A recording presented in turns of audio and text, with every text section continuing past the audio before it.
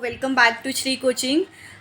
तो हम लोग हिस्ट्री 8 का हिस्ट्री लेसन 10 पढ़ रहे थे, आर्म रिवॉल्यूशनरी मूवमेंट। उसका लेक्चर 1 हमारा कंप्लीट हो गया था। इसमें यहाँ पे हम लोग लेक्चर 2 लेते हैं। लेक्चर 2 हमारा इंडिया हाउसेस ये टॉपिक से स्टार्ट होता है। तो बच्चे लोग हम लोग यहाँ पे देखते हैं कि इंडिया हाउस में क्या हुआ था। तो यहाँ पे हमारा जो रिवॉल्यूशनरी मूवमेंट जो चल रहा था, रिवॉल्यूशनरी के यहाँ पे जो काम चल रहा था ना इंडिया में, तो अब्रॉड में जो बाकी के लोग थे वो वही असिस्टेंट वगैरह जो भी थे ना, उनको जब पता चला कि यहाँ पे रिवॉल्यूशनरी वर्क चल रहा है तो उन्होंने भी यहाँ पे ना काफ़ी मदद की थी एंड वो भी वहाँ पे पार्टिसिपेट हो गए थे एक तरीके से। एंड जो इंडिया हाउस है ना, London was an important centre which provided for such kind of assistant. तो ये यहाँ पे इंडिया एंड लंदन एक इम्पोर्टेंट यहाँ पे सेंटर्स थे ये इसके रिवॉल्यूशनरी वर्क के लिए। एंड यहाँ पे Pandit Shyamaji Krishna Varma and Indian patriot had establish the India House. तो इन लोगों ने यहाँ पे इंडिया हाउस को एस्टेब्लिश किया था एंड उनके ऑर्गेनाइजेशन से with the help of this organisation इन्होंने जितने भी यहाँ पे इंडियन यूथ्स थे उनको है ना स्कॉलरशिप वगैरह दी जाती थी हायर एजुकेशन के लिए इंग्लैंड में। एंड जो हमारे स्वतंत्रवीर सावरकर थे उनको भी स्कॉलरशिप यहाँ पे रिसीव हुई थी। एंड जो हमारे मदम कामा है ना, इन्होंने raise the issue of India's independence at the world socialist conference held at the Stuttgart in Germany. देखो जर्मनी में है ना एक कॉन्फ्रेंस हुआ था, तो इस कॉन्फ्रेंस में इंडियाज इंडिपेंडेंस के रिगार्डिंग जो भी इश्यूज थे ना इसके बारे में यहाँ पे इन्होंने उठाए थे एंड काफ़ी इसमें बातचीत भी चली थी। एंड बाद में ये कॉन्फ्रेंस में इन्होंने क्या कर लिया था कि जो भी हमारे इंडिया का फ्लैग्स है ना उनको अनफ्लर कर लिया था। एंड उसके बाद हमारा जो भी रिवॉल्यूशनरी जो भी एसोसिएट थे जो इंडिया हाउस में उसके साथ भी काम कर रहे थे एंड जो भी यूथ थे जिनका नाम मैडमना धिंगरा है, तो वहाँ पे क्या हुआ था कि he killed the Curzon Wyllie. देखो ये नाम थोड़े डिफ़िकल्ट है। तो he killed the Curzon Wyllie a British officer due to which the Dhingra was hang to death. तो यहाँ पे धिंगरा ने क्या किया था कि करजान वाले को मार दिया था, फांसी दे दी थी बदले के तौर पे, रिवॉल्ट के तौर पे यहाँ पे इन्होंने इसको मार दिया था। एंड बाद में नेक्स्ट टॉपिक है हमारा गदर मूवमेंट। तो देखो गदर मूवमेंट क्या है, ये सनी देओल वाला गदर नहीं है, हमारा हिस्ट्री का गदर है। तो देखो गदर मीन्स यहाँ पे रिवोल्ट होता है। तो चलो ध्यान दो यहाँ पे क्या हुआ था इस मूवमेंट में। तो जब हमारा फर्स्ट वर्ल्ड वॉर चल रहा था उस टाइम पे जो भी रिवॉल्यूशनरी वर्क चल रहा था ब्रिटिश गवर्नमेंट के अगेंस्ट में, तो वहाँ पे एक नया मोमेंटम मिल गया। जैसे जो भी रिवॉल्यूशनरी जो भी चल रहे थे ना वहाँ पे, तो उस टाइम पे पावर को है ना वो ट्रांसफ़र कर दिया था into India with the help of enemies of the British. तो देखो यहाँ पे हम लोग बोलते हैं ना कि दुश्मन का दुश्मन हमारा दोस्त होता है, तो उस टाइप पे यहाँ पे सिचुएशन हो गई थी। And attempt health of Indian soldier can also be taken to. तो इसका इन्होंने क्या सोचा था कि जब ये फर्स्ट वर्ल्ड वॉर के दौरान जो भी रिवॉल्यूशनरी वर्क चल रहा है हमारे ब्रिटिश के अगेंस्ट में, उस सिचुएशन का हम लोग फ़ायदा लेते हुए यहाँ पे क्या करेंगे कि हम लोगों को यहाँ पे एक अपॉर्चुनिटी मिल जाएगी रिवॉल्यूशनरी जो भी हमारा ऑर्गेनाइजेशन है ना उसको सेटअप करने के लिए। तो यही उन्होंने इस गदर मूवमेंट में सोचा था। एंड गदर ये जो है ये हमारे एक बहुत इंपॉर्टेंट ऑर्गेनाइजेशन है, तो उन्होंने यही सोच लिया था कि जो भी फर्स्ट वॉर हमारा चल रहा है उसका फ़ायदा लेते हुए हम लोग यहाँ पे अपना ऑर्गेनाइजेशन का पूरी तरह से सेटअप कर लेंगे। एंड यहाँ पे जो भी इंडियंस थे जो अमेरिका एंड कनाडा में रह रहे थे उन्होंने गदर ऑर्गेनाइजेशन एस्टेब्लिश किया था। एंड बाद में लाला हरदयाल भाई परमानंद एंड डॉक्टर पांडुरंग सदाशिव कान्होजी, ये जो बाकी के जो लोग थे ना उन्होंने जो भी रिवॉल्यूशनरीज हमारे चल रहे थे ना, वेयर द इम्पोर्टेंट लीडर जो रिवॉल्यूशनरी की बहुत बड़े लीडर्स थे, उन्होंने भी यहाँ पे इस ऑर्गेनाइजेशन में काम किया था। एंड देखो यहाँ पे तो वर्ड गदर मीन्स रिवोल्ट, मैंने आपको पहले ही बोला था कि गदर मीन्स क्या है, जो रिवोल्ट है हम लोग जिसको आंदोलन बोलते हैं। तो Ghadar was the journals of this organisation that acted as a mouthpiece through this journal. देखो एक जर्नल भी लिखा गया था, जैसे आप लोग स्कूल में जाते हो तो स्कूल में आपके प्रैक्टिकल्स भी होते हैं तो वहाँ पे आप जर्नल्स भी लिखते हो, तो वैसे गदर मूवमेंट का एक जर्नल भी था। एंड वहाँ पे क्या हुआ था कि with the help of this journal effects of the British rule in India were pointed out. तो जो ब्रिटिश गवर्नमेंट जो थी और वो हमारे ऊपर जो भी रूल अप्लाई करती थी इंडिया में, जो भी उन्होंने रूल्स बनाए थे वो यहाँ पे पॉइंटेड आउट किए थे। एंड यहाँ पे इन्फॉर्मेशन दी थी इसके अबाउट में कि daring deeds of the revolutionaries, तो ये क्या है इसकी यहाँ पे इन्फॉर्मेशन भी दी गई थी ये जनरल में।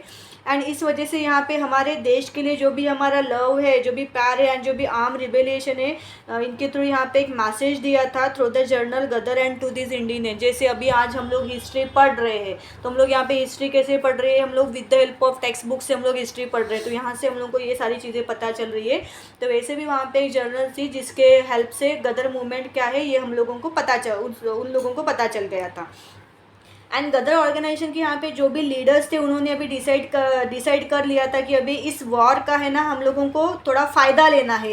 एंड इसके लिए ना उन्होंने वहाँ पे एक प्लान बना लिया था कि ब्रिटिश के अगेंस्ट में पंजाब में हम लोग को वापस से एक रिवॉल्ट करना है। एंड उसके लिए इन्होंने है ना यहाँ पे क्या किया था कि persuaded the Indian soldiers in British army to join their revolt.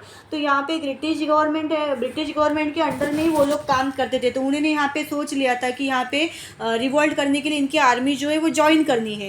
And बाद में इन्होंने डिसाइड किया था कि जो रश बिहारी बोस एंड विष्णु गणेश पिंगले है ना, ये रिवोल्ट को लीड करेंगे, ये इस रिवोल्ट को चलाएंगे। एंड उनकी वजह से यहाँ पे जो भी है ना ब्रिटिश ट्रेस आउट, देखो ब्रिटिश भी कुछ कम नहीं थे, वो तो हमसे 2 गुना आगे रहते थे। तो इन्होंने यहाँ पे जो प्लान किया था ना कि ड्यूरिंग फर्स्ट वॉर वो यहाँ पे बिजी रहेंगे और हम उसका फ़ायदा लेके यहाँ पे रिवोल्ट करेंगे। तो लेकिन है ना इसकी वजह से ना इन लोग ब्रिटिश ने ये प्लान जो है हमारा वो ट्रेस कर लिया था। ब्रिटिश को अभी ये चीज़ें पता चल गई थी, ये लोग ऐसा ऐसा प्लान कर रहे करके। एंड बाद में फिर ब्रिटिश ने क्या किया कि एक minute, British trace out the plan, Pingle felt into the hands of the police, he was hand to death. वो पुलिस के हाथ में लग गया। एंड ब्रिटिश को इतना ही इन्फॉर्मेशन काफ़ी था कि वो लोग ऐसा प्लान कर रहे हैं। एंड उनको एज यूजल उनकी फेवरेट पनिशमेंट दे दी, हैंड टू डेथ, फांसी। एंड बट यहाँ पे जो राश बिहारी बोस है ना ये भाग गया था, सक्सेसफुल हो गया था वहाँ से जाने के लिए। And he went to Japan, and वो बाद में वो जापान चले गए। एंड उनका जो भी रिवॉल्यूशनरी वर्क चल रहा था वो उन्होंने जापान में जाके वहाँ पे कंटिन्यू किया। अब हमारा जो रिवॉल्यूशनरी मूवमेंट था वो यहाँ पे अदर कंट्रीज़ में भी एक्टिव था, उसके ऊपर काफ़ी वार चल रहा था। जब भी वार चल रहा था ना तो उसके ऊपर काम चल रहा था, जो भी हमारा रिवॉल्यूशनरी मूवमेंट था। एंड बर्लिन में जो Virendra Nath Chattopadhyay, Bhupen Dutta and Radolai prepared anti British plan in the cooperation with the German foreign ministry. तो देखो इन्होंने भी यहाँ पे ऐसी चीज़ें सोची थी कि इनको यहाँ पे इस प्लान में कॉपरेशन करना है जर्मन फॉरेन मिनिस्ट्री के साथ साथ। एंड 1950 में यहाँ पे जो भी महेंद्र प्रताप थे, बरकट्टा लुआ एंड ओबिदा लुआ Sindhi establish provisional government of free India in Kabul. तो इन्होंने इसका प्रोविजनल गवर्नमेंट का यहाँ पे एस्टेब्लिशमेंट हो गया था, मीन्स इससे इंडिया को फ्री करना है इसे। तो आगे का हमारा टॉपिक है काकोरी कंस्पारेंसी। देखो ये बहुत इम्पोर्टेंट टॉपिक है, काकोरी कंस्पिरेंसी, काफ़ी इंटरेस्टिंग भी है। यहाँ पे क्या हुआ था देखो, the suppressive measure of the government could not put an end to the revolutionary movement after the suspension of civil disobedience movement by the Mahatma Gandhi. Last lesson में हम लोगों ने देखा था कि with the help of Mahatma Gandhi उन्होंने ही हमारा सिविल डिसोबीडियंस मूवमेंट जो है वो चलाया था। भी सिविल डिसोबीडियंस मूवमेंट क्या है ये आपको पता है कि किस तरह से उन्होंने चलाया था महात्मा गांधी ने।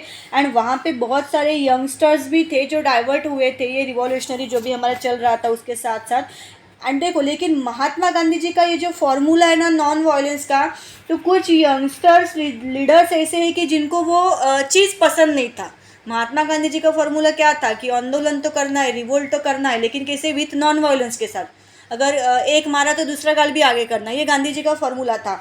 लेकिन कुछ यंगस्टर लीडर्स ऐसे थे कि जिनको ये रास्ते से उनको नहीं करना था, तो जिसमें चंद्रशेखर आज़ाद, राम प्रसाद बिस्मिल, योगेश चटर्जी, सचिंद्र नाथ, तो ये सारे लोग थे। इन्होंने भी रिवॉल्यूशनरीज में ये लोग भी साथ में आगे आए, लेकिन उन्होंने दूसरे वे से काम करना चालू किया। तो जैसे कि हम लोग देखते हैं कि 9 अगस्त 1925 में इन्होंने क्या किया कि जो भी ट्रेन था ना जहाँ पे ब्रिटिश लोगों का खजाना था, उन्होंने काकोरी रेलवे स्टेशन में उत्तर प्रदेश में उसको लूट लिया। ये दूसरे रास्ते से चलते थे, इसी को हम लोग काकोरी कंस्पिरेंसी बोलते हैं।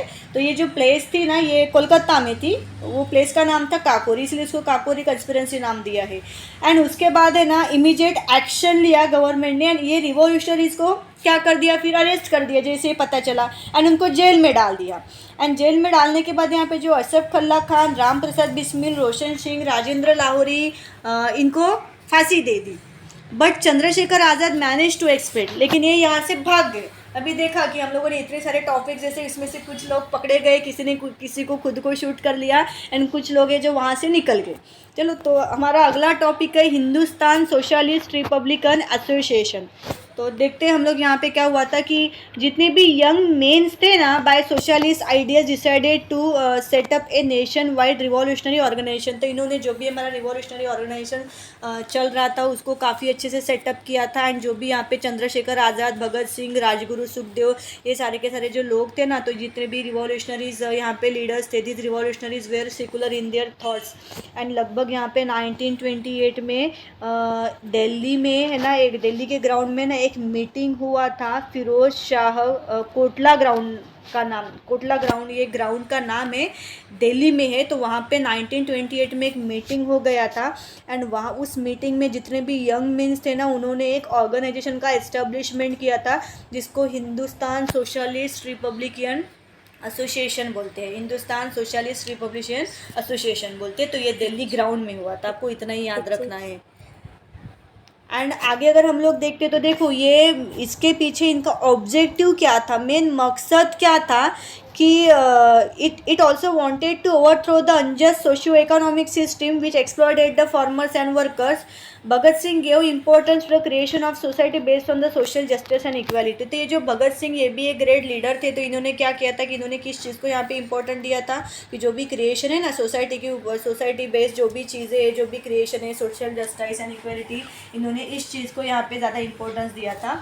एंड जो भी हमारे यहाँ पे वर्क चल रहा था ना, जो भी gathering arms and executive of programmes was interested to a separate wings of organisation. इन्होंने यहाँ पे एक सेपरेट यहाँ पे ऑर्गेनाइजेशन हो गया था। एंड दिस विंग्स कॉल्ड, इसी को हम लोग बोलते हैं Hindustan socialist republican army. And Chandrashekhar Azad ये उस विंग के चीफ थे। एंड यहाँ पे बाद में क्या हुआ कि हमारा ये जो ऑर्गेनाइजेशन था, ये मेंबर के द्वारा जो चला रहा था। तो यहाँ पे बहुत सारे रिवॉल्यूशनरी एक्टिविटीज़ भी हुई थी। एंड जो हमारे भगत सिंह, राजगुरु, ये थे ना, इन लोगों ने यहाँ पे फायर्ड बुलेट को फायर्ड किया था। एंड यहाँ पे killed an officer named Saunders in order to avenge the death of the Lala Lajpat Rai. तो लाला लजपत राय का जब डेथ हुआ था ना, उनको मारा गया था ना, तो इसका बदला समझ के ना इनको इन्होंने मार दिया था। एंड जो भी यहाँ पे हमारी गवर्नमेंट है ना, government had introduced 2 bills of central legislative assembly. देखो, गवर्नमेंट ने यहाँ पे क्या किया था कि 2 बिल्स यहाँ पे इंट्रोड्यूस किए थे सेंट्रल लेजिस्लेटिव असेंबली में, कर्टेलिंग सिविल राइट। तो टू प्रोटेस्ट इट, उसको प्रोटेस्ट करना था। एंड जो भगत सिंह एंड बटुकेश्वर दत्ता थे, उन्होंने ना बॉम्ब को थ्रो किया था सेंट्रल लेजिस्लेटिव असेंबली में, बॉम्ब को फेंक दिया था। एंड ब्रिटिश गवर्नमेंट ने इमीडिएटली उसको रेड पकड़ लिया था at the centre of Hindustan socialist republican army.